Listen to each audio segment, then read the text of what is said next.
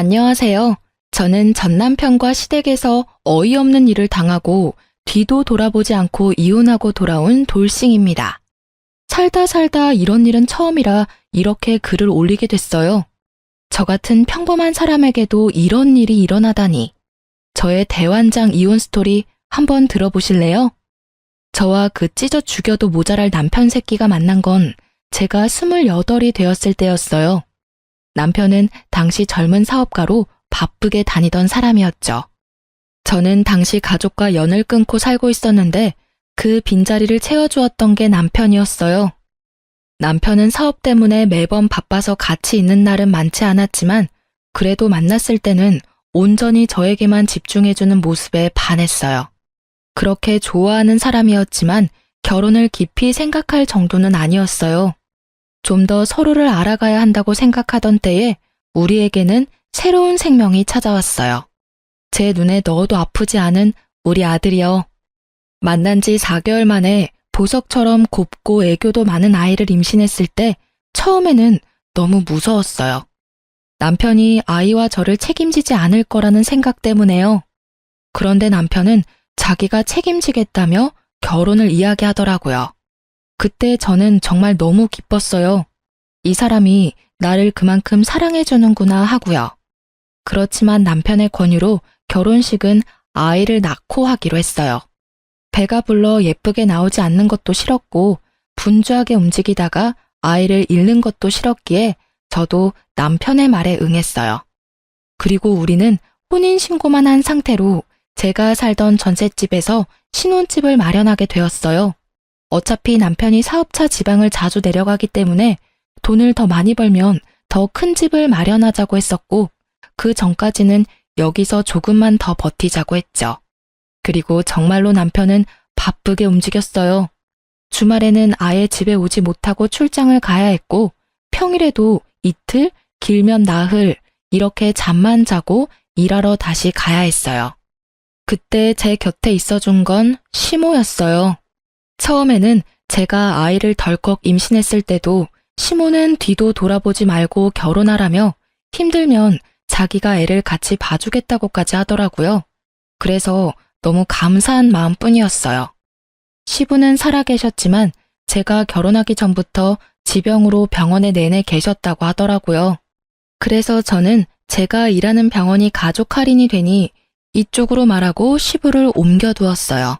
그렇게 행복한 신혼을 보낼 거라고 생각했는데 아이가 태어나니 상황이 완전히 바뀌어버리더군요.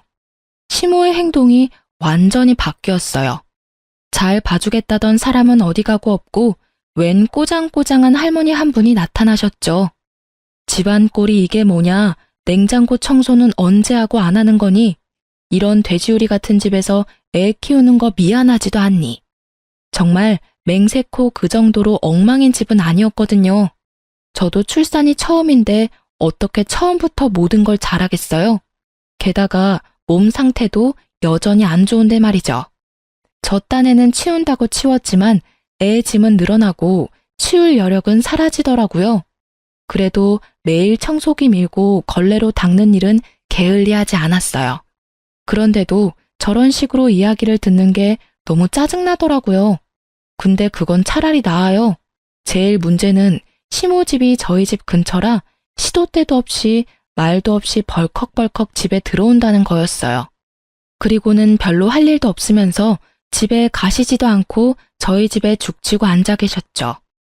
그리고 이상하게도 제가 나갈 때는 엄청 예민하게 구셔서 감시받고 있다는 생각이 들 정도였다니까요.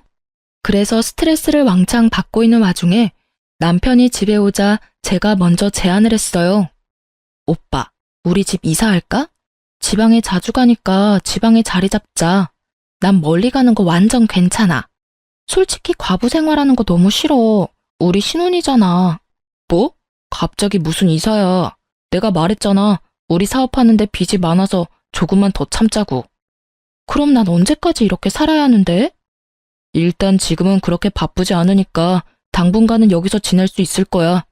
주말은 여전히 바쁘지만 평일은 집에 무조건 돌아올게. 정말? 저는 듣던 중 반가운 소리로 기뻐서 활짝 웃었어요. 이제야 저도 부부답게 지내보겠다 싶었는데 그날 저녁에 그 일이 터졌죠. 갑자기 걸려온 오래된 친구의 전화였어요. 웬일이야? 요새 소개팅으로 많이 바쁘다면서? 야, 지금 그게 중요한 게 아니야. 너 지금 남편 어딨어? 응? 오늘 친구 만나러 나간다고 나갔는데 갑자기 왜? 나 지금 데이트 어플로 남자 만나러 나왔는데 네 남편 같은 사람이 여기 있어. 서로 보정을 너무 많이 했는지 사진으로는 네 남편인지 몰랐는데 지금 실물로 보니까 네 남편이랑 똑같잖아. 그래서 놀라서 전화했어. 너 잠깐 남편한테 전화해서 확인해봐봐. 저는 그 이야기에 너무 놀라 친구의 전화를 끊고 남편에게 전화를 걸었어요. 그런데 전화를 안 받더군요. 그래서 한 번 더 전화를 했어요. 이번에는 전화가 끊어졌어요. 남편이 전화를 안 받을 것 같아서 저는 친구에게 다시 전화를 했어요. 방금 폰 보더니 바로 끊던데? 너 전화했었어? 친구의 그 말에 저는 남편이 맞았다는 걸 확인했죠. 친구에게 영상통화를 다시 걸었고 남편이 있는 곳을 비춰달라고 했어요. 오늘 남편이 입고 간 옷 그대로더라고요. 저는 배신감과 수치스러움으로 화가 나 미치겠더라고요. 남편을 기다리는 내내 한 살도 채 되지 않은 아기가 있는 유부남이 데이트 어플을 사용해야 할 이유에 대해 생각해봤지만 떠오르는 건 아무것도 없었어요. 그리고 그날 허탕 크게 치고 온 남편이 돌아왔을 때 남편에게 따졌어요. 오빠, 데이트 어플로 여자 만나고 다녀? 뭐? 무슨 소리야. 너랑 애가 있는데 내가 왜 그런 거래? 그리고 그럴 시간도 없어. 오늘 친구 만나러 간다고 했잖아. 너 설마 나 의심해? 남편은 당황한 표정으로 우선 발뺌부터 하더군요. 눈 하나 깜짝하지도 않는 그 모습에 저는 필사적으로 눌렀던 화가 치밀어 오르는 걸 느꼈어요. 의심이 아니라 확신인데? 오늘 데이트 어플 상대가 펑크냈지? 그럴 수밖에 없지. 오빠 오늘 만나려고 했던 여자가 내 친구거든? 그 전화 받았을 때 내 기분이 어땠는지 모르지? 내가 왜 그런 걸 친구의 전화로 알아야만 하는 건데 친구들이 뭐라고 생각하겠냐고. 제 말에 남편 얼굴이 하얗게 질리더라고요. 아니 이럴 거면 왜 바람을 피냐고요. 화가 난 제게 남편 놈은 그제야 다급하게 말하더라고요. 그거 진짜 호기심으로 한번 해본 것뿐이야. 친구가 그런 어플이 있다고 해서 한번 경험 삼아 해본 거고. 그리고 무슨 일이 있었던 것도 아니잖아. 어차피 얼굴도 못 봤고 만나지도 못했는데. 그냥 한 번만 넘어가줘. 이후로 절대로 그런 짓 안 할 테니까. 응? 저는 남편의 뻔뻔하게까지 한 말에 배신감을 지독하게 느꼈어요. 아니, 뭔데 이렇게 당당한 건데요? 잘한 거 하나도 없는 놈이 빳빳하게 얼굴 들고 한 번만 봐달라니. 이게 지금 저한테 할 소린가요? 미안하다가 아니라 한 번만 봐달라는 소리가 먼저 나오는 남편을 보며 저는 한숨을 푹 쉬었어요. 한 번만 봐줘? 이렇게 살 거면 그냥 헤어지는 게 낫겠어. 이게 뭐야? 남편이라는 작자는 집에 들어오지도 않고 시어머니라는 사람은 시도 때도 없이 집에 말도 없이 찾아오지를 않나. 게다가 아직 어린 애기 두고 여자 물색하는 남자를 도대체 어떻게 믿으라는 건데? 그리고 최소한 나한테 미안하다 한마디는 해야 하는 거 아니냐고. 봐달라고 말하기 전에. 미안해. 진짜로 미안하다니까. 두 번 다시 그런 일 안 할 테니까 이만 마음 풀어. 당신이 원하는 거 다 해줄게. 나도 일부러 그런 거 아니라니깐. 이번이 처음 아니지? 다른 데로 말해봐. 몇 명이나 이 어플로 만났냐고. 맹세코 이번이 처음이라니까. 몇 번을 이야기하게 만들어. 정말로 미안해. 그러니까 이번만 좀 봐줘. 뭐 할까? 어플도 지울게. 자, 됐어? 그럼 각 썼어. 두 번 다시 이런 일 안 하기로 하고 다시 이런 일이 생길 경우에는 이혼하고 위자료 지급하고 친권, 양육권 다 나한테 넘긴다고 써. 제가 알기로 각서라는 건 법적 효력이 없어요. 그럼에도 각서를 쓰게 한 건 남편에게 보여준 제 각오였어요. 다시 바람을 피려 하거나 바람을 필 때 이대로 내가 하겠다는 각오였죠. 남편은 아주 흔쾌히 각서를 쓰더라고요. 그렇지만 그 각서를 보면서도 우울하고 열받는 불같은 제 마음은 전혀 좋아지지 않았어요. 그런 제 모습을 보던 남편은 며칠 동안 저녁마다 집안일을 도와주며 저를 달래려 애쓰더군요. 저는 큰맘 먹고 용서해주기로 했어요. 여자를 만나려 했지만 못 만났다는 점이 크게 작용했던 거죠. 게다가 남편이 집에 있으니 시모가 집에 오지 않더라고요. 그렇게 저는 아주 잠시 편안함을 느낄 수 있었어요. 시모가 오지 않고 남편이 집안일을 해주고 있었으니 딱 오늘만 같았으면 하는 마음이 들었거든요. 그렇지만 그것도 오래 가지는 못했어요. 한 달도 채우지 못하고 남편은 일이 다시 바빠지는 바람에 다시 지방을 오가는 생활을 하게 됐거든요. 그렇게 남편이 다시 사라지자 시모의 습격이 시작되었어요. 무슨 생각인 건지 시모는 남편이 있을 때는 절대로 집에 오지 않더군요. 그런데 남편이 오지 않을 때는 귀신같이 알고 집에 와서는 저를 괴롭혔어요. 집안일 못한다고 지적하던 시모는 아이가 커갈수록 아이에 대한 지적을 하더라고요. 아이가 못생겼다느니, 너를 닮은 게 실수였다느니. 듣기에도 진짜 머리가 아플 만큼 아이에 대한 악담을 하더군요. 처음에는 그냥 농담으로 넘기려고 했는데 매번 그런 이야기를 들으니 점점 더 농담으로 들리지 않더라고요. 자그마치 애가 태어나고 30개월을 그렇게 보냈죠. 그런 상황을 참다 못한 저는 인연을 끊고 지냈던 어머니에게 결혼 후 처음으로, 아니, 집을 나온 후 처음으로 전화를 걸었어요. 시모뿐만이 아니라 여전히 집에 잘 오지 못하는 남편 때문에도 엄청 힘들었거든요. 엄마, 나야. 너 지금 어디야? 어떻게 한 번도 연락을 안 해? 이 모진 것. 잘 살고는 있는 거야? 밥은 잘 먹고 다니고? 엄마, 너무 걱정했어. 나 결혼해서 애까지 있어. 엄마한테 전화하고 싶었는데 혼전 임신이라 엄마하고 틀어질까봐 걱정돼서 연락도 못했어. 뭐? 애가 있어? 결혼까지 했다고? 너 결혼식 할 때는 어떻겠어? 부모도 없이 혼자 들어갔어? 아니, 결혼식은 아직 안 했어. 배가 불러와서 결혼식은 나중에 하기로 했거든. 아, 정신이 하나도 없어. 오랜만에 전화했나 싶었는데 이런 일까지 듣게 되고. 그래, 애는 몇 살이야? 이제 30개월이야. 아들인데 귀엽고 애교도 많아. 듣기만 해도 좋네. 내일이라도 집에 와. 반찬 해놓을 테니까 반찬 가지고 가고. 애 얼굴도 한번 보자. 연락 안 되는 동안 손주가 생겼다니 신기하기도 하고 놀랍기도 하고. 그렇게 전화를 끊고 다음날 꼭두 새벽부터 저희 친정을 찾아갔어요. 몇 년을 오지 않았음에도 제 방은 그대로더군요. 주말이라 아버지도 집에 있더라고요. 오랜만에 보는 아버지는 많이 늙었더라고요. 이놈아, 이렇게 힘들게 살 거면 그냥 집에 있지 그랬어. 우리 몰래 애까지 낳고. 그렇게 아버지와 마음을 터놓게 된 우리 가족은 그간 밀린 이야기를 했어요.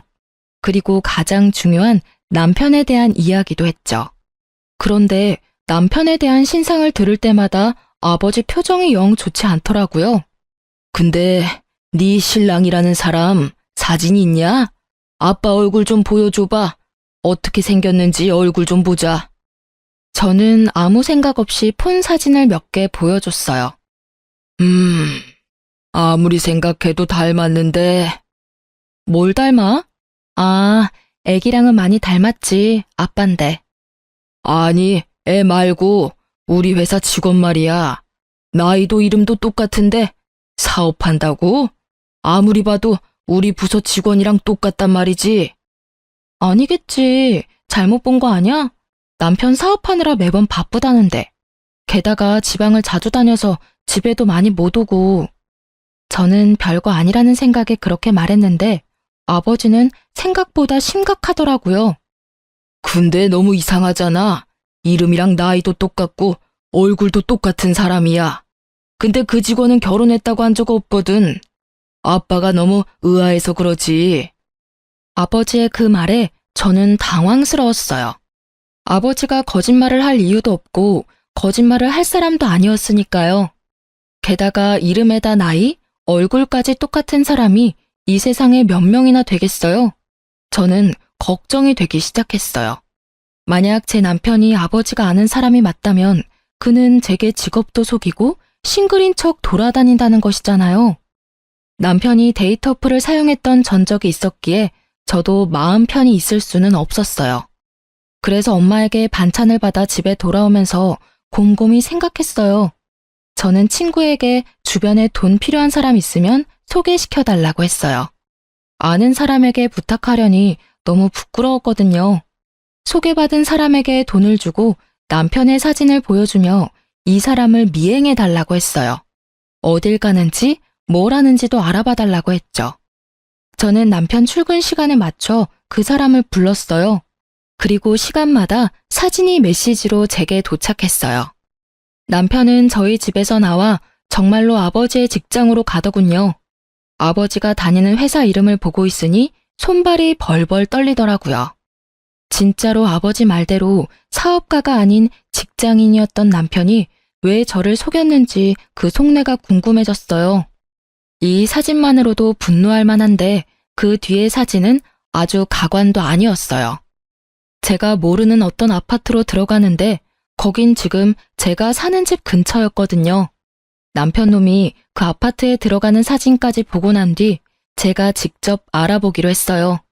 아이를 친정엄마에게 맡겨놓고 새벽부터 그 아파트로 가서 남편의 차 번호를 찾았죠. 그리고 근처에서 몰래 기다렸어요. 그날은 주말이었는데 차를 타러 나오는 남편이 보이더라고요. 사진 속 여성과 아이, 그리고 시모까지 모두 나왔어요. 시모가 이 여성과 아이를 알고 있었다는 거잖아요.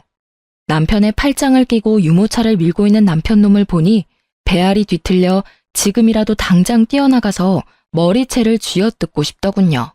하지만 참았어요. 나와 만날 때부터 아니면 혹시라도 그 전부터 만났을지도 모를 상간녀를 보니 속이 안 좋았어요. 게다가 저희 아이보다 아주 조금 어려 보이는 아이. 제가 임신했을 때 저 여자도 임신을 했었다는 이야기잖아요. 너무 더러운 기분에 저는 더 이상 그 사람들을 쫓아갈 생각도 들지 않았어요.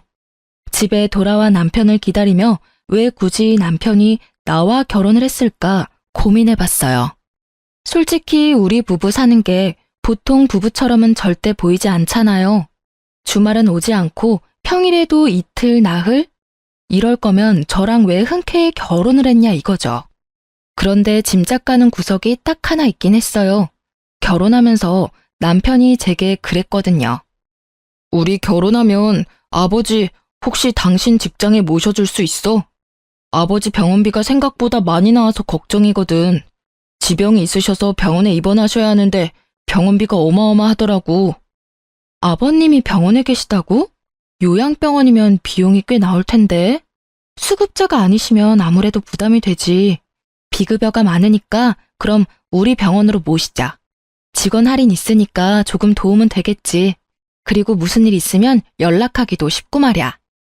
그 말에 시부를 저희 병원으로 옮기고 제가 보호자로 지내며 필요한 걸 넣어드리거나 굳은 일을 도맡고 있었거든요.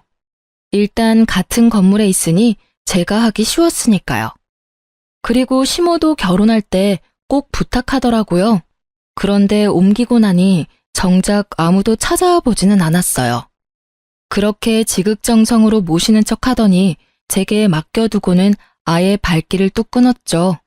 가만 보니 이것들이 입원비 할인받고 그 김에 귀찮은 짐 떠넘기려고 저와 결혼을 하려고 한 것 같았어요. 얼굴도 보지 못한 여자가 임신을 했다는 이유만으로 결혼을 허락한 시모의 속내도 마찬가지였던 것 같았어요. 그런 인간들 손에 노란한 내가 너무 바보 같고 원망스러워서 아무 일도 손에 잡히지 않고 시간만 흘렀어요. 그리고 월요일 저녁이 되자 남편이 집에 돌아왔더라고요. 저는 남편이 거실 소파에 앉자마자 폰으로 사진을 보여줬어요. 이거 뭐야? 그게 뭔데? 사진을 흘깃 보던 남편은 표정이 싹 바뀌더라고요. 뭔지 알아챈 거죠. 내가 사진 하나를 받았는데 사업하느라 바빠서 집에 못 온다고? 개집질하느라 집에 못 오는 거였겠지. 어이가 없어서 애까지 만들었어? 딱 봐도 우리 애랑 얼마 차이 안 나 보이는 애를 언제부터 이 상간녀랑 두 집 살림했는지 빨리 불어. 저의 추궁에 남편 놈의 반응은 상식적이지 않았어요. 아니, 방귀 낀 놈이 성낸다고 딱 그 꼴이었죠. 도리어 저한테 화를 냈으니 말이에요. 당신 스토커야? 왜 남의 뒤를 캐고 지랄이야? 내가 밖에서 뭘 하고 다니든 네가 무슨 상관인데?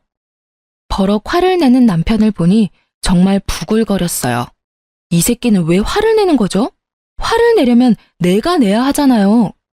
상간녀랑 얼마나 됐는지는 모르겠는데 애까지 낳았다니 볼장 다 본 거잖아. 우리 헤어져. 그리고 시아버지도 다른 병원으로 보내줘. 헤어지고 나면 남이니 병원비 내가 도와줄 필요도 없잖아. 그렇지? 역시 시부 이름이 정답이었는지 남편 놈이 갑자기 당황하더군요. 잠깐, 급하게 굴지 마.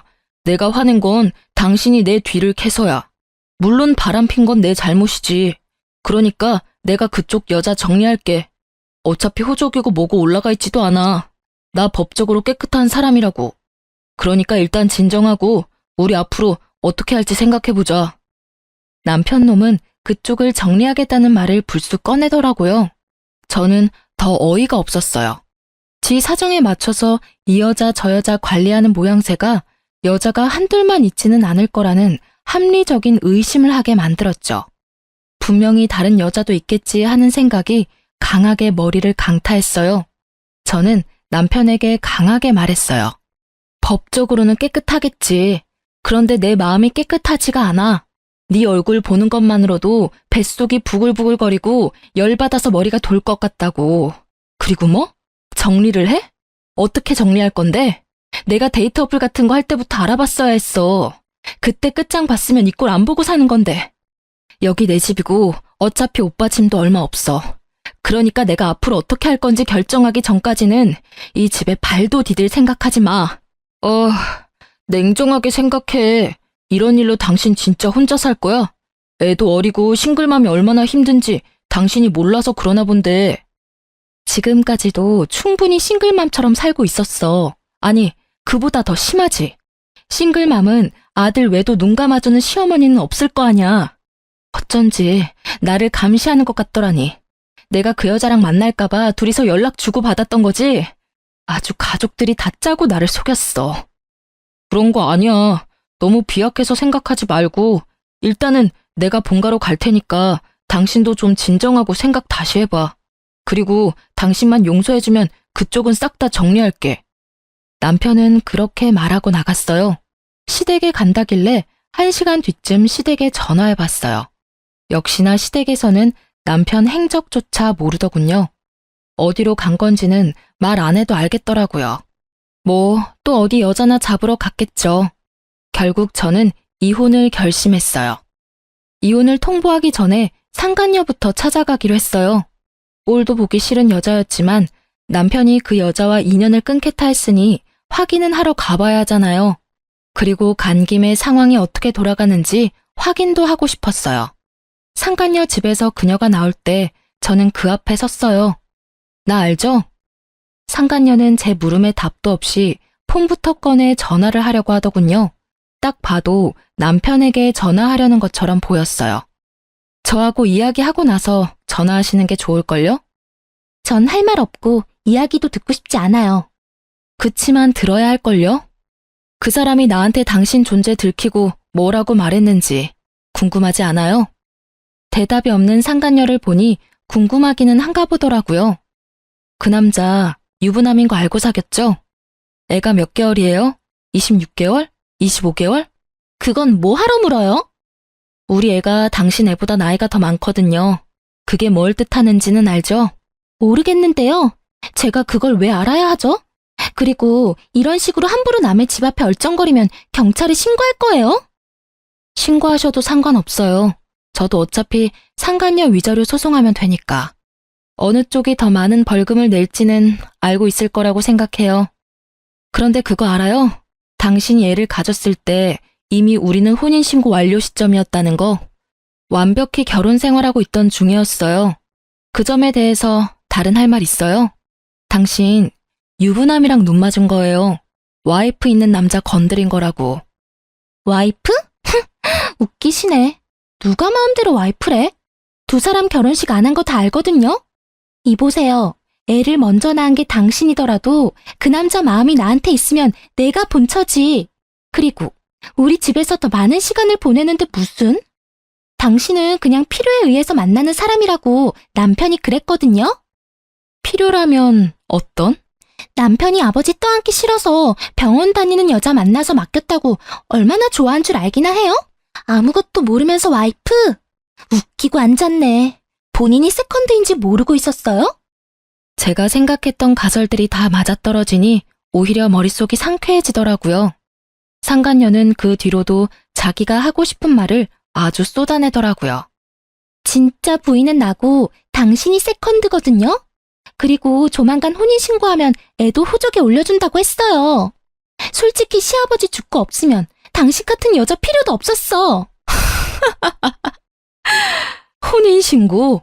내가 혼인신고를 먼저 올렸는데 당신이 어떻게 혼인신고를 또 올려요? 참 이상한 여자네.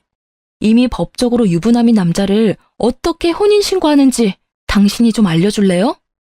제 말에 상간녀의 아주 당당하기만 하던 얼굴이 갑자기 동그랗게 놀란 얼굴이 되더라고요. 정말로 몰랐나 봐요. 남편 놈이 저와 혼인신고가 되어 있다는 걸. 그게 무슨 소리야? 혼인신고가 되어 있다고? 어떻게 그게 가능하냐고? 남편은 나한테 혼인신고 안 했다던데? 애 가져서 결혼하는데 결혼식도 못했어요. 그러면 당연히 혼인신고라도 해야 하는 거 아니에요? 그 새끼가 이 여자 저 여자 만나고 다니느라 바빠서 깜빡했나 본데 결혼 준비할 때 이미 남편 신분증과 도장 가지고 동사무소 가서 신고했죠. 아무 생각 없이 그냥 두던데요. 설마 이제까지 자기가 혼인신고 되어 있었던 것도 몰랐대요? 그걸 왜 혼자서 혼인신고를 해요? 그럼 결혼하자고 하는 사람이랑 혼인신고를 하지 누구랑 혼인신고를 해요? 그리고 애 낳으면 호적에 올려야 하잖아요. 그러니 혼인신고했죠. 제가 잘못한 거예요? 아니, 그리고 둘이서 사랑한다면서요. 그러면 애가 태어나면 호적부터 올려주겠다고 했겠죠. 대체 뭘 기다린 거예요? 저는 이 상황에 웃음이 났어요.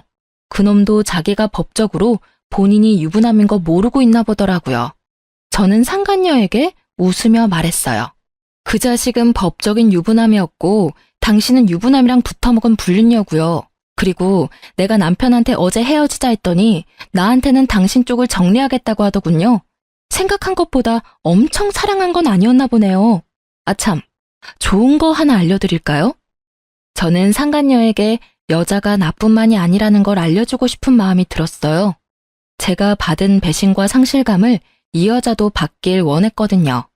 그리고 이 여자가 빨리 깨닫고 남편 놈을 버려주길 바라는 마음도 더 컸고요.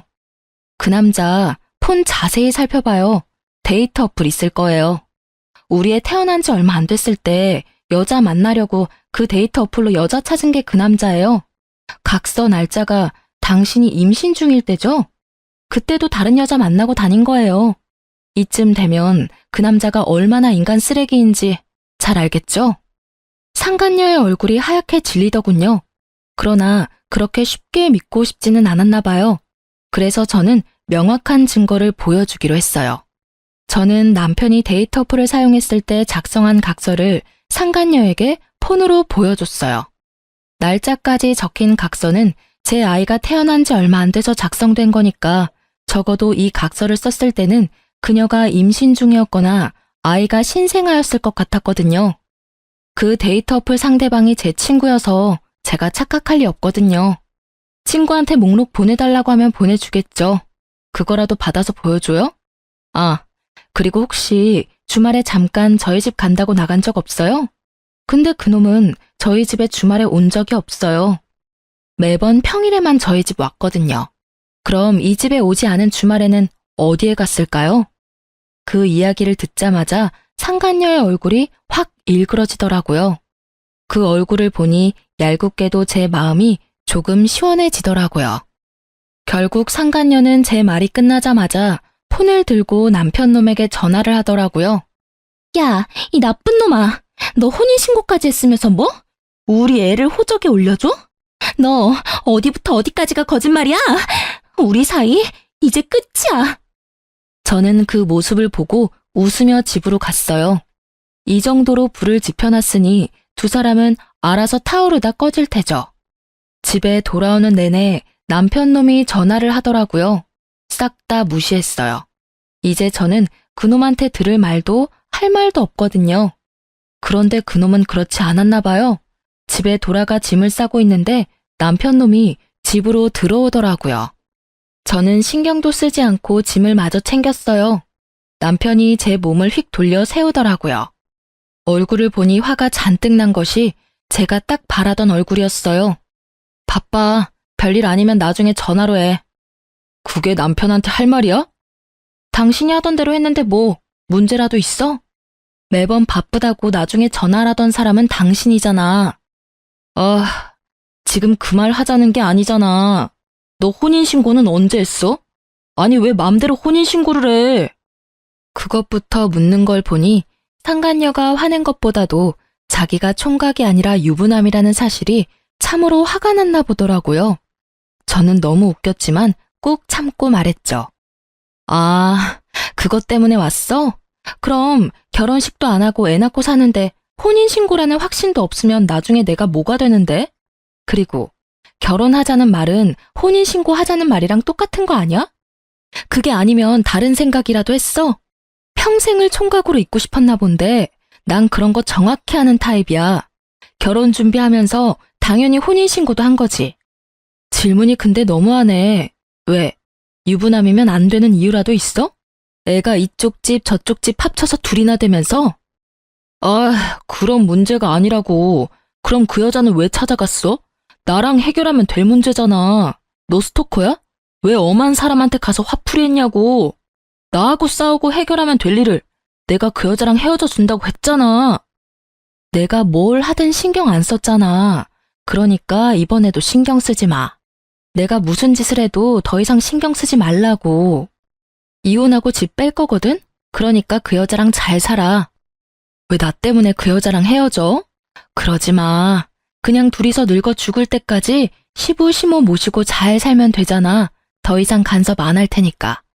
참. 대신에 위자료는 무조건 받을 거고 아이 양육권 친권도 무조건 가져올 거니까 양육비 줄 걱정이나 하고 있어. 양육비? 나 그럴 돈 없어. 받고 싶으면 네가 알아서 받아가. 돈 한 푼도 없는 나한테 가져갈 게 있을까? 네가 알아서 잘 찾아봐. 나는 못 주니까. 배째라는 식으로 말하는 남편을 보며 저는 싱긋 웃어줬어요. 저런다고 제가 당황할 줄 알았다면 오산이죠. 그래? 오빠가 안 주면 오빠 직장에서 돈 직접 빼갈게. 걱정 마. 그거면 충분하지? 신경 쓸 일 하나도 없으니까. 뭐? 네가 내 직장을 어떻게 알아?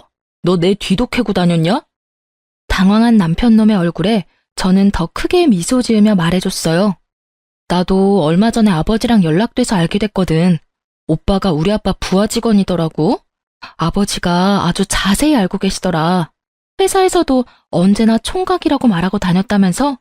나한테 사업한다고 속이고 상간녀 집에서 먹고 자고 하니 아주 좋았지. 이렇게 들키게 될 줄 몰랐지? 설마 장인어른이 직장 상사일 줄이야. 그치? 제 말에 사색이 된 남편 새끼의 얼굴이 아주 가관이었어요. 끝까지 숨기고 싶었을 텐데 어쩌나요? 모든 게 다 까발려져 버렸는데. 그게 사실이야? 진짜 우리 부장님이 당신 아버지라고? 거짓말이지. 나한테 물어보지 말고 아버지한테 직접 물어봐. 어차피 내가 하는 말 믿지도 않을 거잖아. 대신 아버지한테 물어봤을 때 무슨 일 당할지는 나도 장담은 못해. 아버지가 그렇게 보여도 딸 사랑이 지극하신 분이라. 뭐 그게 싫으면 직장을 그만둬도 괜찮지. 괜히 그렇잖아. 이혼한 와이프 아버지라니. 세상에 이보다 더 찝찝한 관계가 어딨어? 그러나 그 직장은 그만두지 못할 거예요. 생각보다 월급도 많고 복지도 좋거든요. 잠깐만. 여보, 우리 진짜 진지하게 이야기 좀 할까? 가족관계나 그런 거 정말로 맞는 거야? 일부러 나한테 거짓말하는 건 아니지. 나 바쁘다니까. 짐 싸고 있는 거 안 보여? 궁금한 거 있으면 우리 아버지한테 물어보고 나는 이제 오빠한테 간섭 안 할 테니까 그렇게 알아. 저는 매달리던 남편 놈을 집 밖으로 내치고 최소한의 짐만 챙겨 친정으로 돌아갔어요. 혹시나 남편 놈이 이 집에 들어가 죽치고 있을까봐 비밀번호도 바꾸고 집주인에게도 남편 놈에게 문 열어주지 말라고 전했어요. 그러게 사기를 치려면 잘 알아보고 쳤어야죠. 그렇게 이혼은 아주 속전속결로 이뤄졌어요. 워낙에 남편 놈에게 유책 사유가 많고 확실하기도 했어서 저에게 굉장히 유리하게 이혼이 되긴 했어요. 그렇지만 이미 배신당하고 상처받은 제 마음과 태어난 후로 아버지에게 사랑받지 못했던 아들의 마음은 절대로 제게 유리하지 않은 일이었어요. 이혼이 완료되고 가장 먼저 한 일은 제가 일하는 병원에 입원한 시부의 할인을 끊는 일이었어요. 그리고 다음 달 병원비가 평소의 배로 나오자 시모가 연락이 왔더군요. 병원으로 전화하면 될 일을 제 개인 폰으로 연락을 했어요. 야, 너 병원비에 무슨 짓 했지? 왜 병원비가 갑자기 이렇게 많이 나와? 80만 원 나오던 병원비가 왜 갑자기 160만 원이나 나와? 아, 보호자분, 그건 당연한 일이죠. 원래 병원비가 160인데 가족 할인 받아서 120만 원이었고 그중에 40만 원을 제가 선지급금으로 내드리고 있었거든요. 그래서 보호자분이 낼 돈은 80만 원밖에 안 됐던 거예요. 그런데 제가 이혼을 했잖아요. 보호자분 아드님의 유책 사유로 인해서. 그래서 할인이 사라지고 제가 내던 돈도 안 내게 돼서 160만 원 전체를 내셔야 하는 거예요. 저번 달, 저저번 달 입원비 내역서 보세요. 할인 전 금액이 아마 160일 거고 선수금이 40 있을 테니까. 아니, 그렇다고 이렇게 갑자기 할인을 끊으면 어떡해? 미리 이야기라도 해줬어야지. 그리고 그래, 그 사람은 당신 딸 할아버지거든. 충분히 혈연이 있으니까 할인도 가능하지. 아, 할인은 직원의 직계 좀비속과 배우자 직계 좀비속 뿐이에요. 저는 이제 배우자가 사라졌으니 할인이 안 되는 거고요. 이혼한 거 병원에서 다 알아서 어차피 할인 안 되거든요. 그거 다 알고 아드님이랑 저 결혼시킨 거 아니었어요? 그럼 이혼하면 본래대로 돌아갈 것도 잘 아셨어야죠. 제 말에 시모가 순간 말을 잊지 못하더라고요. 오래전의 이야기라 잊어버렸던 것 같더라고요. 그러게 왜 사람을 괴롭혔는지, 왜 아들의 외도를 돕고 있었는지, 이제와 후회한들 저는 번복할 생각이 전혀 없으니까요. 아니, 그런 걸로 결혼시킨 거 아니야. 그리고 예정이 있는데 그 정을 봐서라도 좀. 정 같은 거 없고요. 솔직히 지금까지 매달 50만 원씩 더 내준 것도 다 받아내고 싶은 심정이거든요. 어차피 그것까지 위자료로 싹 다 받아먹을 거지만. 그리고 병원이 비싸면 본인이 직접 간병하시면 되잖아요. 결국 시모는 할 말이 없으니 욕만 하다 전화를 끊더군요. 그리고 그 뒤에는 남편 놈이 시모와 같이 왔어요. 교대로 참 웃기지도 않았어요. 여보, 진짜로 다시 생각해봐. 당신 속인 거 내가 다 잘못했고 그 여자랑은 이미 관계 정리했어. 나는 이혼도 안 할 거고 아버지 퇴원도 못 시켜. 아직 집 정리 안 된 것 같던데 이러지 말고 우리 다시 같이 살자. 이번에는 꼬박꼬박 집에도 잘 들어오고 당신이랑 아들한테 충실할게. 정말이야. 그 꼴을 보니 얼마 전 들었던 소문이 진짜였던 것 같더라고요. 상간녀가 자기 말고 딴 여자 또 만나는 거 발견해서 자기 집에서 나가라고 내쫓았다 하더라고요. 혼인신고 해주겠단 말만 철석같이 믿고 있던 상간녀가 이미 유부남이었던 남편이 또다시 다른 여자 만나는 걸 용서해줄 리가 없죠. 집이 없어 시댁에 들어가 시모와 함께 살던 남편놈은 급하니 이번에는 제게 와서 빌붙으려 하더라고요. 똥줄이 타는 건 시모도 마찬가지였나 봐요. 그래, 얘야, 나도 다 잘못했어. 이때까지 너한테 그런 거 정말로 미안하게 생각해. 이제까지 내가 그랬던 건 다 너를 위해서였어. 남편 바람피는 걸 들키면 네가 얼마나 힘들었겠니? 그래서 내가 너를 못 나가게 한 것뿐이야. 정말로 나쁜 의도로 그런 거 하나도 없어. 제가 걱정돼서 남편 불륜을 눈감아줬다는 정신 나간 시모의 말을 들으니 이 사람들 제정신이 맞나 싶더라고요. 여태껏 그 여자랑 즐겁게 하하호호 잘 지내놓고는 이제 와서 자기들 아쉬우니 바로 획 돌아서는 거 봐요. 다 뽀록난 주제에 말은 얼마나 청산유수인지. 죄송해요. 저는 두 분을 용서할 마음이 눈꼽만큼도 없어요. 특히 어머니, 제가 상간녀와 마주칠까봐 매일 수시로 집에 감시하러 오느라 고생하셨어요. 그러니 앞으로는 그 열정을 남편분에게 쏟아서 열심히 간병하시면 될 것 같아요. 시모에게 그렇게 말해주고 저는 남편을 보며 말했어요. 그리고 오빠도 헛소리는 그만하고 직장이나 잘 다녀. 그래야 아버지 편으로 매달 양육비 잘 받을 거 아냐. 그러니까 여보, 나 지금 진짜 힘든 상황이라고. 정말 미안한 마음 가득하거든? 그러니까 한 번만 용서해줘, 응? 너 이렇게 독한 여자 아니잖아. 그러니까 참 대단하지. 이렇게 어리바리한 여자를 이렇게 독하게 만드는 당신 가족들이 더 대단하지 않아? 그리고 나를 속이느라 바쁘게 움직였던 열정이 있으면 아버지도 간병 잘할 수 있을 거야. 제 말에 뭐라 말 못하던 남편은 궁시렁거리며 태원수속을 밟더군요. 독한 년. 결국 옆에 있던 시모는 참지 못하고 저에게 나지막히 내뱉더라고요. 그 말에 저도 답해줬어요. 제가 독한 년이면 두 분은 사기꾼이세요? 아들 바람피는 거 도와주는 시모에 총각 행세하려고 혼인신고도 안 하려던 남편에 사기꾼 기질이 그 집안 특징인가 보네요. 누구더러 독한 년이라는 건지. 그렇게 남편은 시부를 시댁으로 모셔갔어요. 나중에 소문으로 들으니 시부 간병하던 시모가 결국은 몸이 크게 상하는 바람에 두 사람이 나란히 요양원에 들어갔다고 하더라고요. 그리고 남편 놈은 일 다니다가 결국 두 사람의 요양원 비용이 부담돼서 투잡 뛰고 있다고 아버지가 말해줬어요. 새벽에 배송일하면서 여전히 아버지 직장에서 일하고 있다니 불행 중 다행스런 일이었어요. 애 양육비는 그래도 받을 수 있을 테니까요. 그래서 아버지는 매달 전 남편에게 직접 양육비를 받아 제게 전해주고 있어요. 그리고 이렇게 바쁘니 이제는 여자 만날 시간도 없겠죠? 그렇게 좋아하는 여자 못 만나는 건 아쉽겠지만 인간이 되는 수행을 한다고 치면 좀 마음이 편해지지 않을까 싶네요. 본인은 그저 지금 고생만 한다고 생각하며 투덜대겠지만요. 이렇게 글을 쓰다 보니 솔직히 남편 탓만 할 건 아니라는 생각도 해요. 아니, 속인 놈은 무조건 잘못이지만 저도 어수룩하게 속아 넘어간 잘못이 있긴 하죠. 결혼은 언제나 신중해야 하고 순간의 감정에 선택을 맡기면 안 된다는 걸 깨닫게 된 쓰라리고도 좋은 교훈을 얻기도 했고요. 처음부터 수상한 점이 많은 사람이었으니 임신을 했더라도 신중히 생각했어야 했는데 그때 부모님과 연락을 하고 있었더라면 좀 더 좋은 조언을 얻지 않았을까 하는 생각도 해요. 남편 놈의 가족이 짜고 저를 속일 줄은 몰랐지만 그래도 막판에는 다들 알아서 망해줘서 속은 시원해요. 저는 부모님 밑에서 아들 키우며 즐겁게 살고 있어요.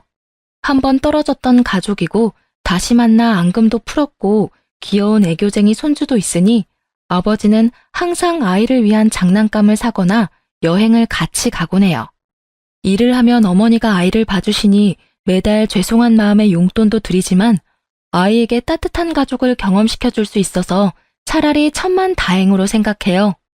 남의 불행을 나의 기쁨으로 삼지 말아야 하지만 나의 불행을 행복으로 삼던 놈이 불행해지니 솔직히 기쁜 게 사람 마음인가 봐요. 이 정도로 당했으니 이런 생각 조금쯤은 해도 괜찮을 거라고 생각해요. 그렇지 않으면 제가 너무 열받잖아요. 이렇게 이야기해보니 이혼당한 글이 사기당한 글 같기도 하고 참 여러모로 다른 사람에게 알리기 창피한 일이긴 하네요. 그래도 제가 글을 쓴 건 이런 어이없는 일이 누군가에게는 일어나고 있다는 걸 알려드리고 싶어서예요. 그리고 같이 욕이나 시원하게 해주시면 제 마음도 편할 것 같았거든요. 긴 글 읽어주신 것 너무 감사하고요. 오늘 하루 행복한 하루 보내세요.